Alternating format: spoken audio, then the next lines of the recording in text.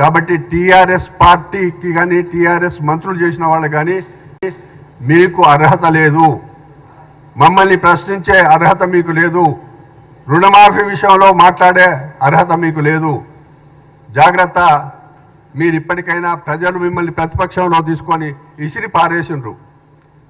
ప్రజల విషయంలో మీరు జాగ్రత్తగా ఒక ప్రతిపక్ష పార్టీగా అండగా ఉండి పనిచేయండి. కానీ మీరు ఈ విధంగా లేని విషయాలు, అబద్ధపు మాటలు ఇవన్నీ కూడా మాట్లాడడం సమంజసం కాదు.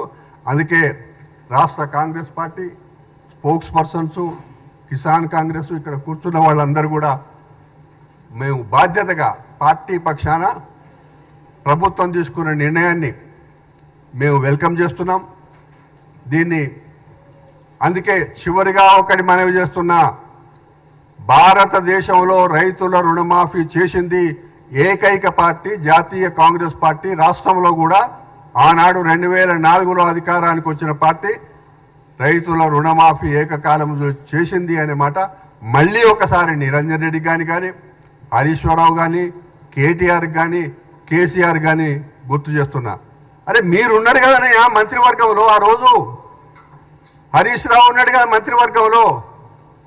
2004లో మాతో పొత్తు పెట్టుకున్నప్పుడు 26 మంది గెలిచి మీరు మంత్రివర్గంలో ఉన్నారు కదా, మీకు లేదా? ఆ రోజు ఎట్లా చేసాడు రాజశేఖర రెడ్డి గారు రుణమాఫీ అనేది ఆ మాత్రం మీరు చూడకుండా మా జాతీయ పార్టీని మీరు తప్పుపట్టడం ఇది నిజంగా మీ అవివేకానికి నిదర్శనం.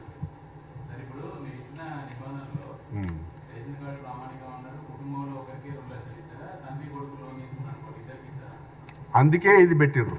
అందుకే చారి గారు స్పెసిఫిక్గా కుటుంబము అనేది, ఇప్పుడు రిజర్వ్ బ్యాంకు కూడా ఎట్లుంటుంది నేను ఇందాక మనవి చేసిన, రిజర్వ్ బ్యాంకు కూడా కొన్ని గైడ్ లైన్స్ ప్రకారమే రుణం ఇస్తుంది. అది పంట రుణము. వ్యవసాయానికి నిర్దేశించిన శాతం ప్రకారంగా అన్ని బ్యాంకులు కూడా రుణాలు ఇస్తాయి. ఇవ్వడానికి పట్టాదారు పాస్ పుస్తకం, పహాణి, ఆధార్ కార్డు ఇవన్నీ కాకుండా ప్రభుత్వం ఇచ్చేటప్పుడు ప్రతి పైసా ప్రజల పైసా కాబట్టి జాగ్రత్తగా రుణ విముక్తులను చేయాలి. కాబట్టి ప్రామాణికంగా తీసుకునేటప్పుడు ఒక కుటుంబాన్ని తీసుకోవాలి అని అంటే ఆధారం ఏంది? రేషన్ కార్డే. రేషన్ కార్డులో అనేకమైన వివరాలు ఉంటాయి.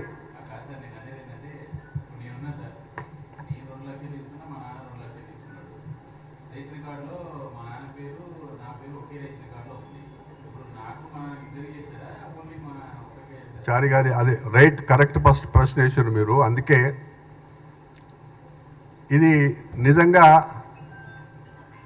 ఈ అంశం పెట్టొద్దు, అయినా మేము జాగ్రత్తగా ప్రజలకు తెలవాలనే పెట్టింది.